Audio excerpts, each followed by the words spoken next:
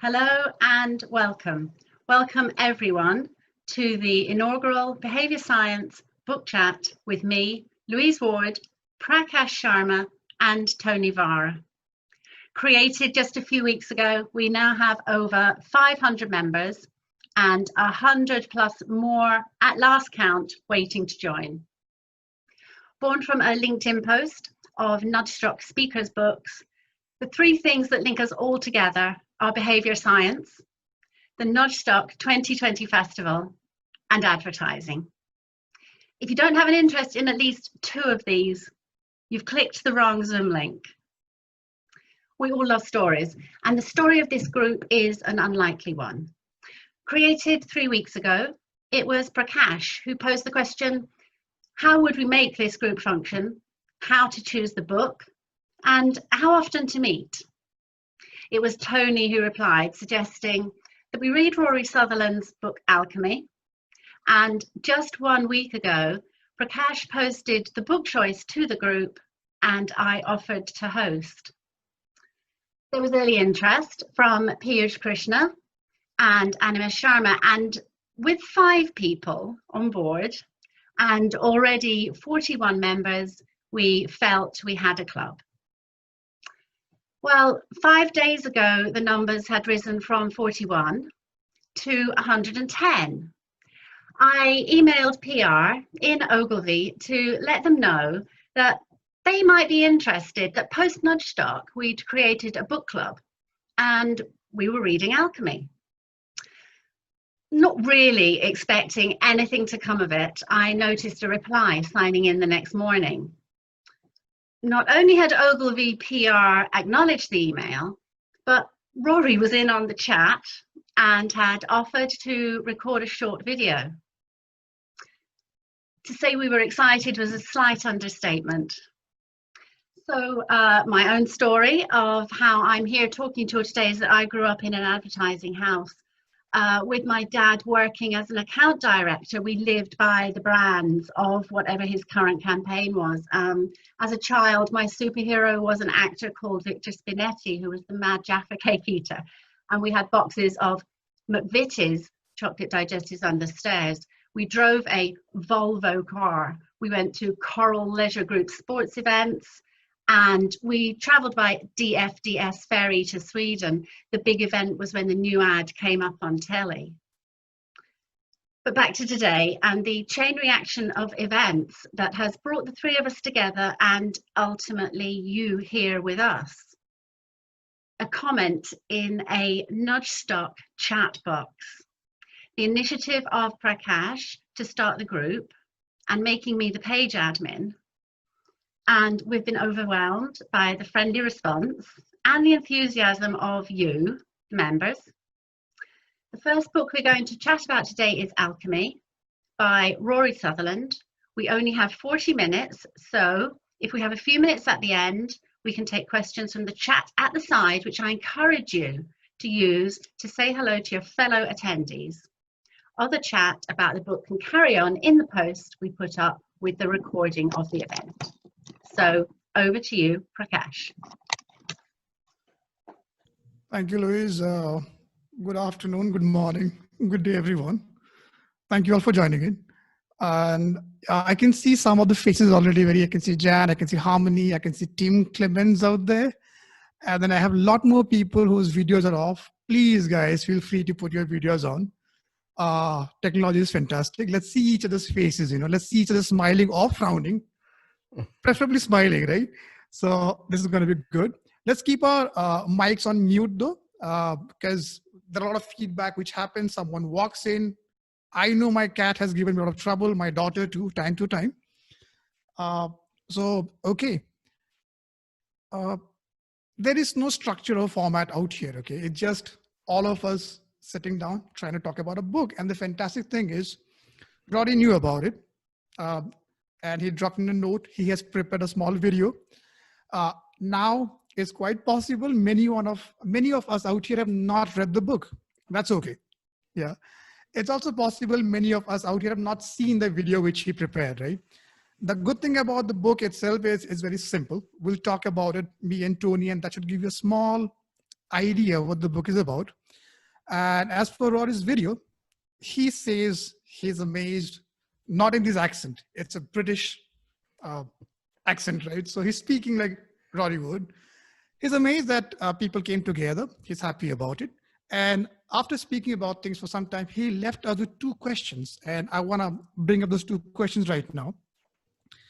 The first question that he put up, and he's putting it to actually all of us, right? So, Ola, Harmony, Tim, Jan, Alexi, Andy, Animesh, Ankur, everyone out here. These are questions straight up from Rory to all of us.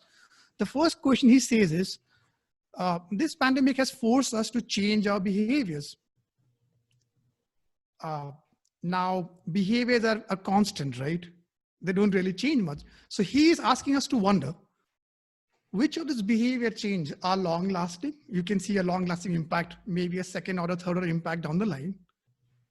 And which of them are going to revert back to the original behavior? Okay, that's the first thing he's asking us to think about. The second thing he asked us to think about is, and it's really interesting because he mentions it in his book. I think it came around 2 years back.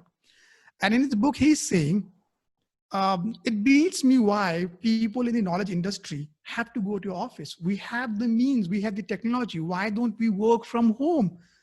I could be in Boise, Idaho. I could be in Thailand. I could be in Ireland. I could be in Spain, Madrid, and I could get my work done. Why is this not happening?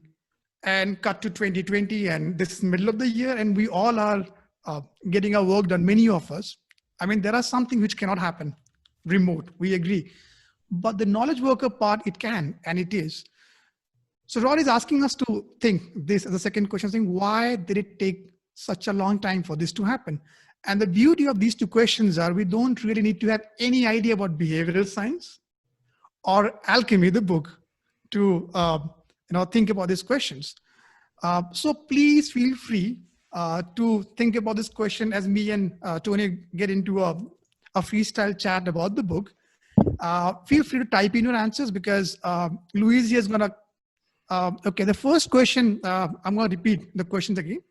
But Louise is going to make a note of the answers, the responses, and we're going to collate it together and going to send it to Rory because he asked for it, right? He also has shared his Twitter and feed. I think Twitter, he says you can reach out to me with questions out there. So let's do that. So I'm going to repeat the question. The first one is, which of the behavior changes are long lasting? And which of them are going to revert back to the way things were, right? Number one. The second question is, why did it take us such a long time to realize all of this could be done sitting in a house or any location for many of us? 2 questions, right? So I want to invite in Tony out here. Tony, can you hear me? I certainly can, Prakash. And Okay. I'm very excited to be discussing this book because I had just read it, which is why I suggested it. And see, here's my copy right here. This is actually a Kindle, so you can't really see the book, but trust me, it's in there. And it's a wonderful book. Rory's a great writer. He just has a way with words. And if you've ever heard him speak or if you've ever read his writings, you know that. Of course, he says it in that wonderful British accent of his. But I've given a lot of thought to those 2 questions, Prakash, because one of the things that he talks about is, if you want everything in your kitchen to be dishwasher safe, just start putting everything in the dishwasher. And at the end of a year, everything that you have left in your kitchen will be dishwasher safe because everything else will have been destroyed in the process. And I think there's a lot. And I've been thinking a lot about that. I don't know, for some reason that just sort of stuck in my head. The filtering function is really a powerful thing, I think. And there's a lot of filters in our lives. And, we apply for a job and then we go through some sort of interviews and some filtering there. Maybe we even had to go to school before we could apply for that job. So there was a filtering function there. And then we're in a frontline position and we want to be a supervisor. There's another process or filter that we have to go through. And as you rise up the ranks, you're always going through a filter. if you want to go up in the organization. And, you know, you're always kind of looking above and saying, well, what are the people above me doing, right? And because it also reminded me, there's a great science journalist called Will Storr. He writes some really interesting books. He says, you know, humans just want two things. They say they want to get along and they want to get ahead. And then they look around and they say, well, what are other people doing? Okay, so, well, you know, that's what I have to do to get along and to get ahead here. And I was meditating on that, about how we look to the others around us for cues. And, you know, if they're jetting off to Davos, or if they're going to this conference or that conference, and well, then that's what you want to do. So I think that has a lot to do with it as well. That you know, people are looking to each other for cues. What's going on? What are other people doing? Let's go ahead and I'll do that as well. So I don't know what your thoughts on that, Prakash, are. Well, I'll talk about that in a moment here. Okay. But one quick tip to everybody who's a participant here right now. One of the best ways of interacting here is obviously use the chat box a lot. The second is because a lot of us have got our videos on. You can, I think, click on the right top button, right? When you have a strip of videos on the top, if you're not on full screen, you have a strip of videos, right? You can see around 6 faces typically, I think. But right there, there's a small grid, and you take your cursor over there, it says gallery view. You click on it, and then suddenly you have like 5 or 20 rows. So I can suddenly see almost 30 people at the same time. I can see Tim, Louise, I can see Jan, I can see Tony, Harmony, Kat, I can see Patricia, Charlene, David Badel, Evie, Ankur, Sheena, Nuala, Zaina. If I'm butchering your names by my pronunciation, apologies, okay? I can see Piyush, Ria, Andy, Ola, Shovik, Ankita, Melina, Omar, and Shuvi. And then some more, right? So do that because you get to see each other's face. And Louise has been very passionately focused on one thing. She is not looking at this to be just one more of the LinkedIn group. In fact, she is looking towards this becoming a relationship, which means at some point of time, maybe I and Patricia are going to work together. Maybe Louise and Evie are going to work together. You never know, right? So let's do that. So what I'm going to do is I'm going to quickly touch about 2-3 things about this book, and we'll see where it goes, right? One of the things which strikes me is many of us, we believe that behavioral economics is something which started only with Thaler or with Kahneman and Tversky and their book, Thinking Fast and Slow. But it might come as a surprise to people who are not well versed in the history of economics itself, that the father of economics, Adam Smith, the one who wrote, I think, The Wealth of Nations. I think the second book he had was Moral Sentiments, Theory of Moral Sentiments, or something like that, if I'm not mistaken. Someone please feel free to correct me, okay, if I make a mistake out there on the chat box. And it is there that he talks about loss aversion almost, prospect theory for the first time, when he says, we feel, the pain of losing something with much more intensity than we feel the joy of winning something equivalent, right? So in a sense, right in the beginning of the economics, right, the father of economics itself, he acknowledged the psychological roots of how we take economics, decisions of economics. Psychology was also booming at that point of time as a discipline. But then as time went on, right, it just split, I think, for quite some time. And then you have, there's an entire history out there of how Herbert Simon comes in, and then you have he influencing in turn Kahneman and Tversky, and then in turn you have Thaler, and then we have got Banerjee, and I think around 5 or 6 people winning Nobel Prize by now. I mentioned this because Rory makes a very clear mention of Adam Smith's book straight up there in the beginning, saying, you know what, he told us about this, and I don't understand why we did not go down that route already. First thing. Second thing is Rory has listed down around 11 rules of alchemy in his book, and we can't really cover all of these 11 ones, but the one which I want to just talk about, which touches me most, is, he says, rule number one, it's rule number one. He says, the opposite of a good idea can be another good idea. See, the way the brain is tuned, right? We feel if something is good, if I'm trying to oppose it, that means I must be bad. My idea must be bad, right? And right on the next chapter, he talks about Coca-Cola, which is a sweet tasting drink from the US, popular everywhere in the world. And he says, if you are trying to find a competition for this, and there is one, and he talks about this disgusting tasting drink, very popular all over the world, smaller can, way more expensive, Red Bull. So from there, comes the question, what exactly is alchemy? What is this alchemy is talking about in this title, right? And the way Rory goes on to define alchemy is, it is the trick to being an alchemist, and I quote either from the book, I think, yeah. The trick to being an alchemist lies not in understanding universal laws, because everyone is doing that, right? The trick to being an alchemist lies not in understanding universal laws, but in spotting the many instances where those laws do not apply. So the reason he uses the word magic, he talks about magic, not logic, correct. And I think this magic logic is a very Ogilvy thing, because I've worked with some people from Ogilvy, one of the...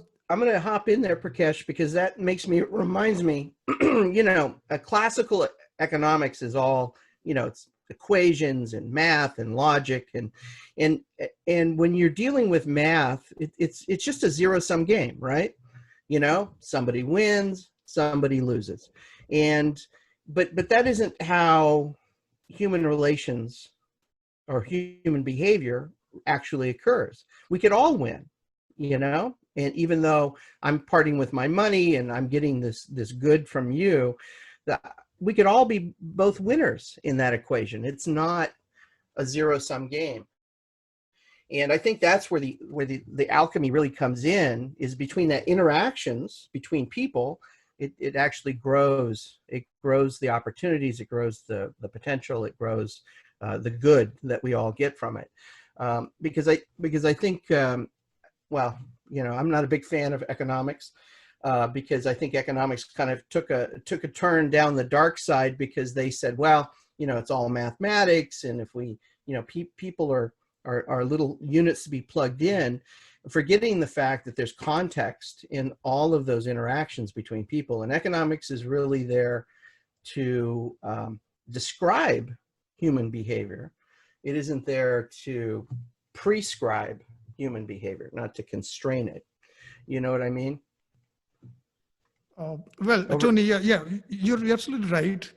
And thank you. And I also noticed, right, I typically speak really fast. Okay, that's how I speak. And then when Tony speaks, right, he's very measured, very smooth with his flow. So guys, if at any point of time you are like, this guy is speaking really fast, man, it's too fast for me, then just type in like, dude. That's gonna help you. You're doing great, Prakash. Let me tell you, you get more ideas per unit in. How's that sound? Huh? That's an economics term right there. More ideas per unit of time. Yeah. Thank you. So I hope there are some trained economists out here, and please feel to write down your point of view. From what I understand at this point of time, most of the courses in economics, they only have, if you're lucky, a module of behavioral economics as one of the subjects, like a 3-credit term. I remember when I asked my professor, right, he taught us this entire demand and supply and pricing and all those curves, and everything was an equation. And then eventually you asked him saying, what about those paintings and all, man? Like, the pricier they get, the more in demand they go. And he looks at me and he gives me that smile and says, Veblen goods. And he walked off. I'm like, you can't do that. I gave you 3 months of my life trying to understand economics from you. And at the end of it, you are going away and telling me there are things where your knowledge is not going to help me anymore, right? So I can understand that discomfort that exists with economics as a subject. And let's see how things go out there. A lot of places have I think, started making courses for those. I want to quickly get back to the book because our discussion is going to probably go anywhere and everywhere. I just want to touch 2-3 things which I thought will be helpful for people who have not seen the book at all, right? So at least if there was 1-2 things you could know or remember about the book. So in this book, he talks about his alchemy, which we touched. The art of spotting where things go wrong, rules don't apply. That's alchemy. So essentially, if we can train ourselves to be this mind, you are an alchemist, which means you can make magic happen. Magic and logic, something Ogilvy keeps on talking about. Yeah.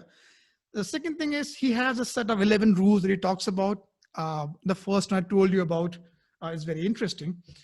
Then there are 2 things. One is he has a definition called psychologic, not psychology, psychologic. It's not a brand new concept, but what he has done is he's given a beautiful word to it, psychologic, and it talks about how do we make decisions? Like, are we fully rational? Are we fully irrational? Is it all logic? Is it all emotions? And then he does a beautiful,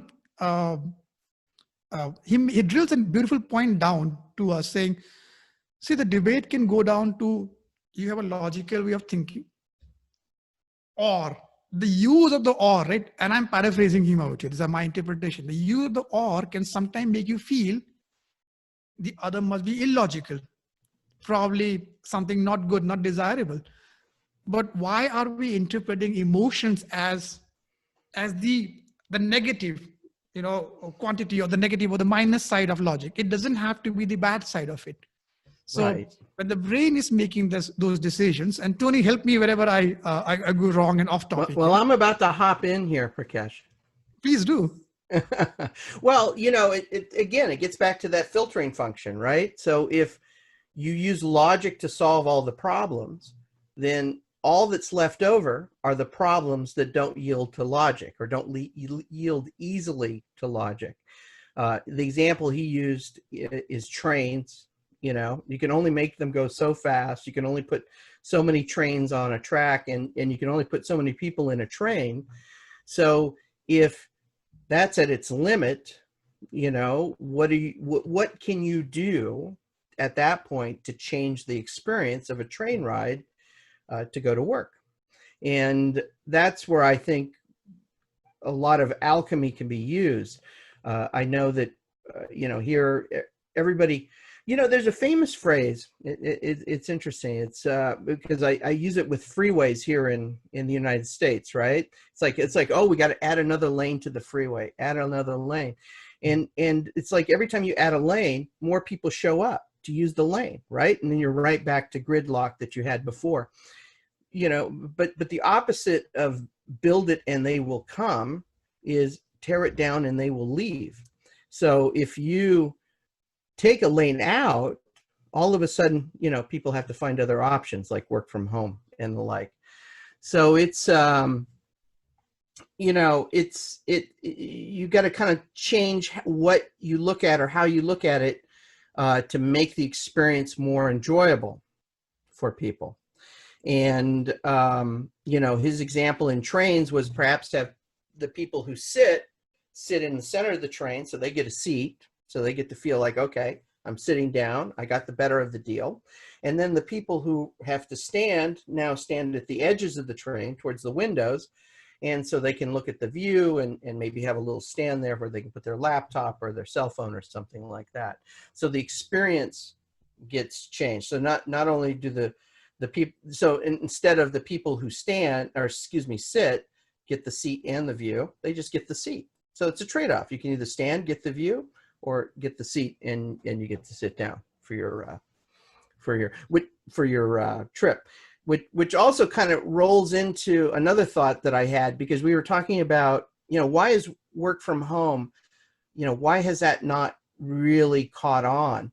And I think one of the reasons is people need a transition.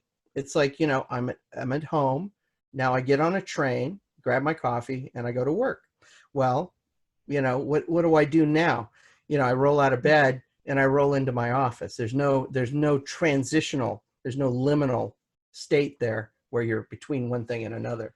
So I think that has a lot to do with it, because creating new rituals or new processes or new thoughts. Go ahead, Prakash. Thank you for mentioning this. I was speaking with a couple of people recently as a part of research we were doing with consumers, and it is not easy right now in COVID times, but you make do. And it was very interesting that some of the parents, they've intuitively figured out you need a ritual. Now they are not using the word ritual, right? The beauty of behavior science and psychology is it's sometimes most of us can more or less figure out some of the ideas. At least 50% of them we can figure it out. So what they told me was they would get their kids to wake up on time, brush, take the shower, have the breakfast, then dress up in their school uniforms, and they have a particular area fixed in their house. And the 2 hour slot is fixed. Doors closed, no TV, no phones, and the parent pretends he or she is a teacher. So they have understood this. You need to cue in that environment. You need to let them go through a ritual of taking a bath, putting on the uniform, going into a zone and realizing now things have changed, right?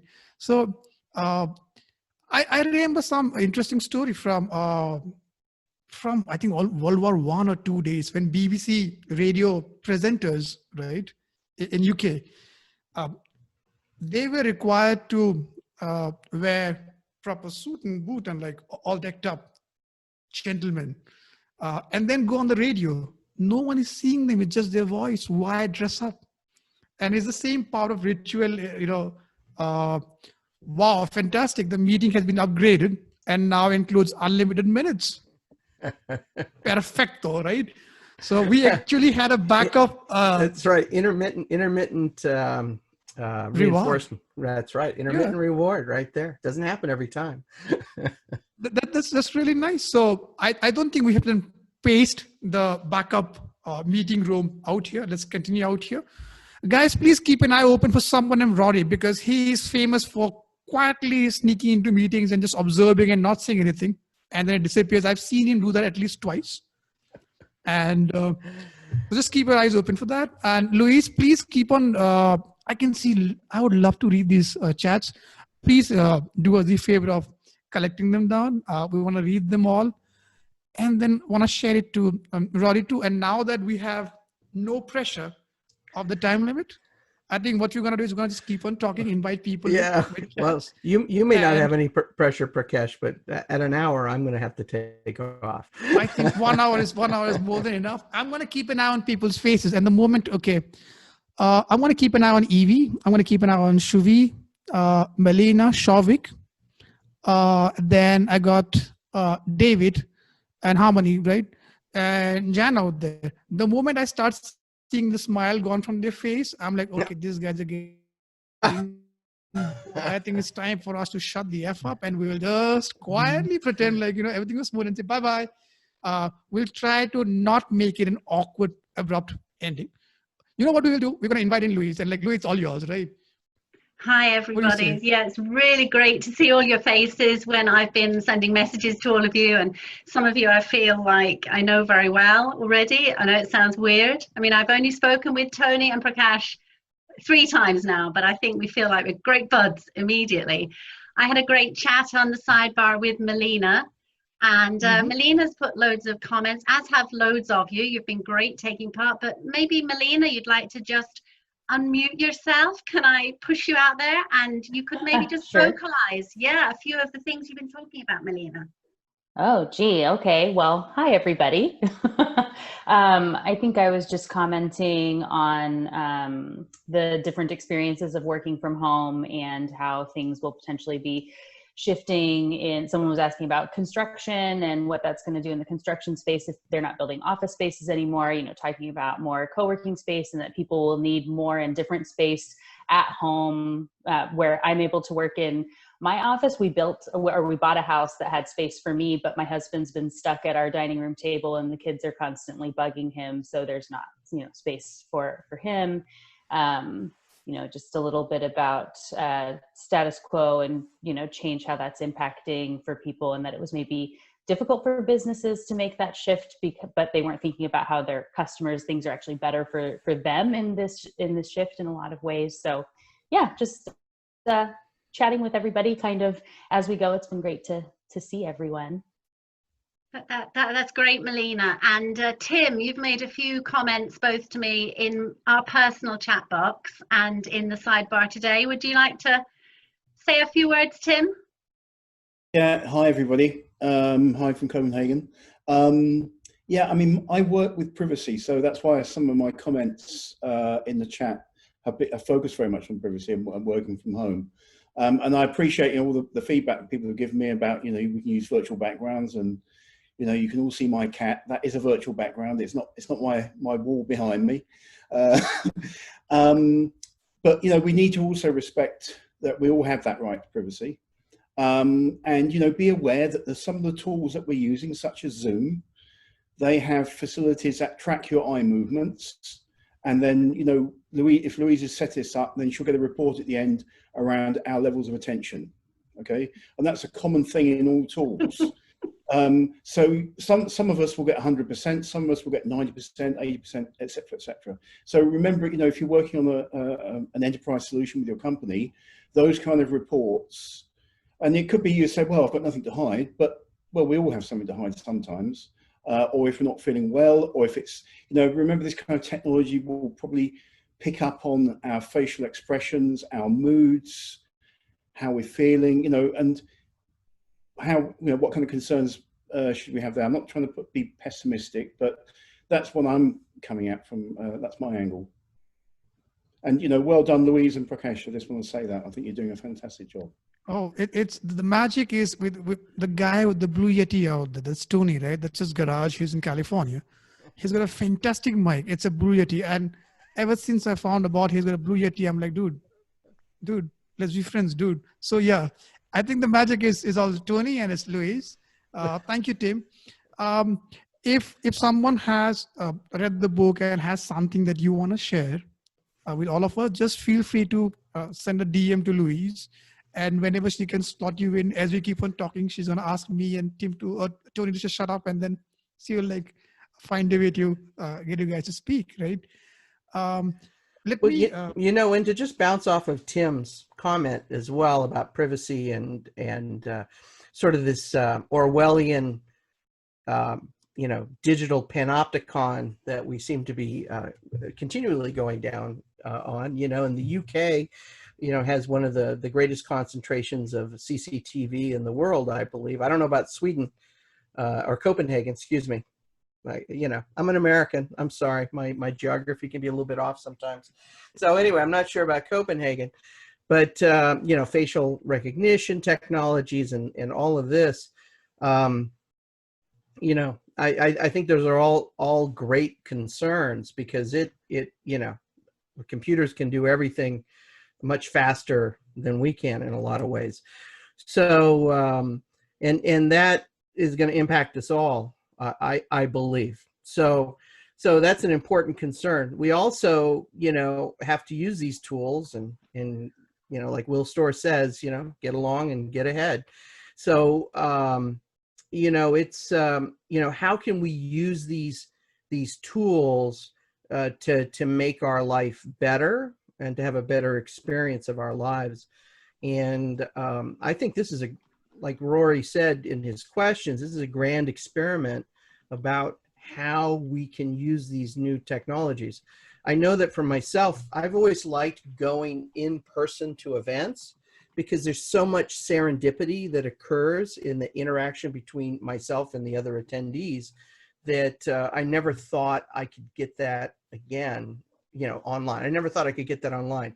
And I think until that piece is kind of solved, and that is going to be really difficult to convert completely online. I think it's a combination of technology, and it's a combination of skills and ways of doing things, because I think I'm starting to learn better how to have those serendipitous interactions online, but it's not easy. It requires a different set of skills, and it requires a different set of intentions as well. And that's where, psychologic and alchemy, for me at least, comes in. What about you? What are your thoughts, Prakash? See, when it comes to the whole point about privacy, right? Now, I think a lot of it also comes from which country you are from, right? So if you take up, let's say, a country on this side, let's say India, right? I'm not saying people are not bothered about privacy. That's what I'm saying. But I'm saying that in a population of, almost, I think how many are we? Almost 1 billion, I think, yeah. It might be just a couple of thousands. We hear about them because they have access to those media, they write about it, talk about it, right? But many of us not aware of it. What does it mean? They're not aware of why. I mean, when the awareness of privacy itself is not there, the larger nuanced debates are not something relevant for them. So there is that side too. Now, I don't want to dismiss the concerns. They're very, very, very important, but it's also a question of where you are as a society, I think. That's one important aspect. I know Piyush has a question at some point of time. We'll invite you, Piyush. But before we go there, quickly want to again go back to the book. This is for people who have not gone in depth through the book. Okay, so far what you have touched, and I'm going to do a revision of sorts so that you keep on remembering the common points. I tend to do that. Yeah. So he explained what he meant by alchemy, and he laid down 11 rules of alchemy. And we know one rule by now, right? I guess you guys all know it by now. I'm going to repeat it so that it kind of settles it down. He's saying the opposite of a good idea can be another good idea. And from there, he introduces this word called psychologic, which is about the way we make decision, a blend of emotion, a blend of logic, and they don't have to be one good, one bad kind of quality. They simply are. And the way the brain works is trying to make something optimal versus trying to make it useful. So sometimes useful wins, sometimes optimal wins. And then interestingly, he throws down 4 S's. He says, why are we the way we are? And he says there are 4 S's. S as in signaling. The second is subconscious hacking. Third is a term I think made popular by Taylor or Dan Ariely, or I think it was Kahneman, satisficing, right? Mm-hmm. And then the last is, I think, the psychophysics, right? So he uses 4 S's to say, why is it that we are the way we are? And then if I had to just bring down the book to 2-3 important points, if you guys want to make a note of it, the number 1 point, and this is not a straight up summary, it is just an interpretation of one more guy out here who knows a little about the book because he read some parts of it. Yeah. So do not come back tomorrow with your guns blazing saying, dude, this is what you said. But if you have nothing with you, if you have 0 with you, you might want to take these 3-4 things, right? Number 1 is we are bad with maths, very, very bad with maths. And people who are trained in economics, people who are behavioral economics, you may want to start putting up examples of how we are bad with percentages versus absolute numbers, ratios, proportions, probability weights, so that people have no idea, they can at least understand them a little bit. So we are bad with maths, number 1. This is the reason why you're more scared of an accident in an aeroplane as opposed to a road traffic accident, which is probability wise, this is more likely. But the brain cannot process probabilities properly. We are bad with maths. Number 2, words are very powerful, and words are so powerful, even your experience, even your taste can change. Like there was an example of this. Tony, just give me 2 minutes. I'll summarize the book really fast. Then again, we'll get back to you. Yeah. So there was this example of this, I think, biscuit or cookie, depending on the country you are from, biscuit, cookie. And they introduced this 4, I think, low-fat biscuit or something like that in their branding. And the sales fell down drastically. Now, what happened was before they had introduced the word, they'd done all kind of blind testing saying the taste is the same, right? When you do a blind testing. But when people are eating those biscuits without the blind testing, and this is the word, it's a low-fat biscuit, those words are telling their brain that the taste is not as good anymore, right? So words are really, really powerful. The third thing that it touches about is you need to concentrate on what people are feeling, not what they're saying. And this also touches back to David Ogilvy's statement itself, I think, and I paraphrase very badly. I'm going to paraphrase with something like, people, I think, rarely say what they are thinking or feeling, and they rarely do what they are, okay, I butchered the quote. Just Google it. Ogilvy think, feel, people quote, right? You'll find it. Essentially what he's saying is we do not say what we are feeling. We do not do what we are feeling, and then we don't think about it. So the data which you're getting out of people is really wonky. So you may want to pay a lot more close attention to what people are saying to you. So a simple approach, which Rory says, is focus on what they're feeling. And I think the last thing which I would probably leave from this book is context, and context matters a lot. So context is a very powerful driver. So I think one of the ways to explain this, and I made a note of it because I thought it will be really, really nice. Okay, this is a quote which says, at the federal level, I'm a libertarian. At the state level, I'm a Republican. At the town level, I'm a Democrat. In my family, I'm a socialist. And with my dog, I'm a Marxist. So we as people are all context driven all the time. There is no good, there is no bad. It's all relative. It's all depending on the context that we are. So I hope these were kind of good enough to make you curious about the book. If you're not planning to read the book, hope you remember these things. But even better, read the book. The man himself has made a video for us. He has sent us 2 questions, and I hope you have been typing your answers because Louise has been recording them. Tony, back to you. Back to me. So when you talk about context, I think that is one of the key concepts of the book. And I think it has a lot to do with work from home as well. It's like, how do you change the context? Because I behave a certain way at work. Okay. And then I act a different way with my wife, and I act a different way with my children, and I act a different way with my neighbors and friends. And so, the context of my behavior is very different depending on who I'm interacting with. And anybody who's ever invited all of their friends to a party are like, oh my gosh, they're all going to start talking and realize that I'm different people to different, I'm a different person to each one of them, which can be kind of horrifying. And so, that context is really, really, really important. And the signaling that we give in each one of those. So I liked your summary, Prakash. I'll leave it at that. I'm going to hop in there now, lads. I'm going to hop in, Prakash, because we're watching the clock, and this is more like a Zumba class.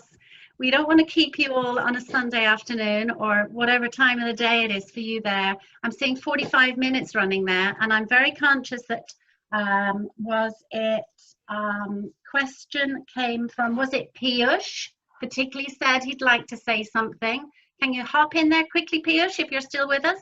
Yeah, sure. Now, just wanted to kind of give my views on the second question, because I kind of thought about it as well. The second question being, what will it be like? What will the world be like after all this is over? Will we stay like this or not?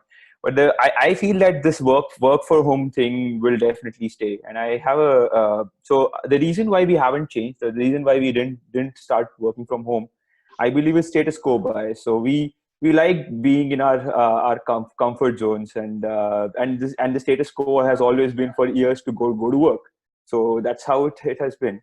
But then the only way to get over status quo bias is to have a freemium model. So Evernote, you have a freemium, you have limited options, and then you use the product, and then if you like it, you subscribe for it. And then basically work from home for managers, it was this pandemic gave us a freemium of work from home. So we have this we were forced to go for work from home, and then we found out that it works. And the managers found out it works. It's cheaper. It's going well. People have work-life balance. And then when we go back, when things kind of normalize, we say that, oh, this freemium model worked. Well, let's subscribe to it. So that's how I see it. So that's why I see work from home kind of being a norm later on. Thanks so much, Piyash. It's great to have an opportunity for us to speak. There's so many, there's 50 of us here. I can't quite believe it. Absolutely brilliant. I've had one more request from Charlene. I'm going to let her, if she still wants to, address the group. Charlene, would you like to say a few words? Charlene? Charlene? Yeah. Great. Can you hear me now? Oh, it's that awful Zoom thing, isn't it? Can you hear me? Am I on mute? Yeah, Charlene, you can. Yeah, and I just wanted to say really briefly how Zoom for me has massively impacted my business. Shortly after leaving my career in London, I moved down to Dorset and had a family and set up my own agency. And I massively attribute a lot of the success of the business to using Zoom, because it meant I could access London clients, new clients and existing clients and service them better. But also by doing video calls rather than phone calls, I was able to develop a relationship much quicker. It definitely expedited the relationship building.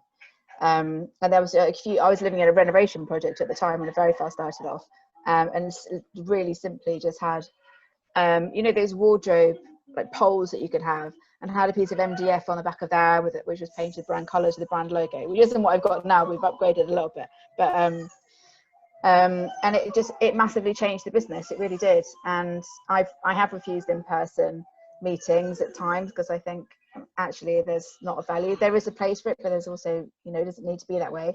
And through having children, I've even had my children strapped to me in those carriers and carried on with conference calls. So it's absolutely enabled my business to grow, through challenging times. Thanks, Charlene. That's great. And I suppose the reality is none of us would be sitting here if it wasn't for Zoom, if it wasn't for virtual events. Nudge Doc would not have happened in the way that it happened this year. And as that is ultimately the thing that created this behemoth that it has become, we're all very grateful for all of these things. And I wasn't actually going to say anything because, I'm bowing to the superior baseline knowledge of Prakash and Tony today and all of you. But I really think it's an important point to make that it has very much made the world, I think, more of a liberal and open place. I wouldn't be sitting here talking with such a great bunch of people with all of your specialities if it wasn't for this opportunity that it's given us. So I think a really great thing has come out of a few random events that happened, and if we can keep this thing going, I think it's got the potential to be a really great bunch of people who I hope can keep in contact in a personal way, so that it is not like some of those big LinkedIn groups you see that you think, God, that's so successful, they've got like 10,000 people, but they don't know each other. And I think we've got the opportunity in this to know each other.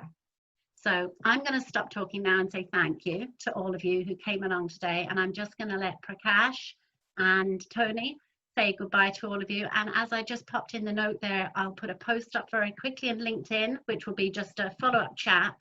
And it'll give you all a chance to just pop your few notes in there and chat between each other. So I'll be going now. Well, thank you, Louise. 2-3 things really fast as we go.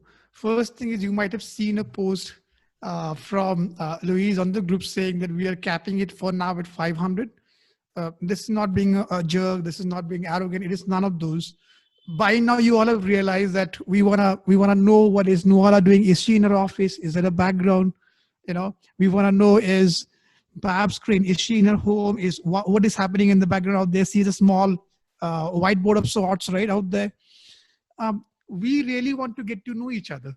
We want to know each other's name. And there is a limit to how many people you can be friends with. There's a Dunbar's number, I think, like 150 or 250 people, right? And it's not like we are collecting badges saying the group has got so many people, oh, look at us. The goal is not that at all.